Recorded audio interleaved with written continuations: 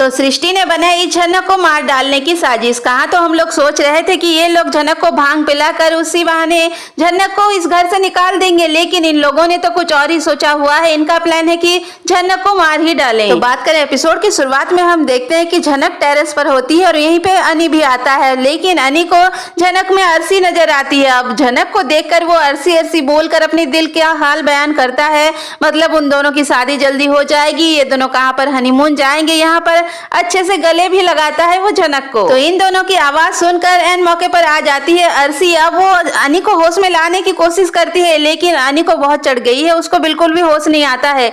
लेकिन बेहोशी में भी झनक को अनी से नफरत हो रही है। वो बार बार अनी को बोलती है कि मैं तुमसे नफरत करती हूँ, मेरे सामने मत आना। अब अरसी आके सारे घर वालों को बता देती है कि अनी क्या कर रहा था झनक के साथ। और ये बात सुनकर यहाँ पर सृष्टि जो है पूरी तरीके से भड़क जाती है। वो अपनी बेटी को बोल देती है कि तू छोड़ दे इस लड़के को। क्या तुझे अब भी लगता है कि अनी तुझे डिजर्व करता है? क्या तुझे कभी ऐसा नहीं लगा कि अनी के अलावा भी तेरे लाइफ में कोई और लड़का हो सकता है?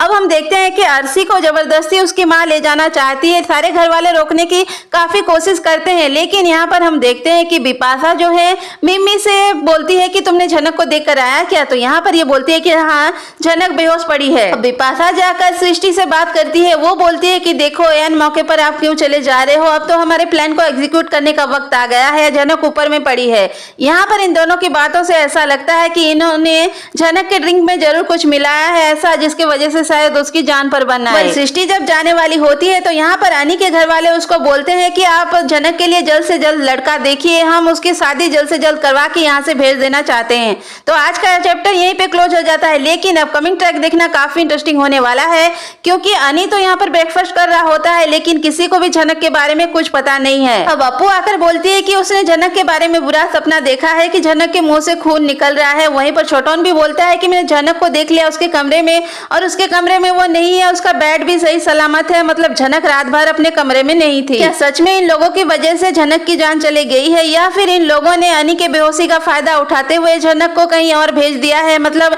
तेजस के हवाले कर दिया है? वैसे वीडियो अच्छा लगा है तो प्लीज लाइक कर दें और चैनल को सब्सक्राइब जरूर करके जाएं। तब तक के लिए थैंक यू, बाय बाय।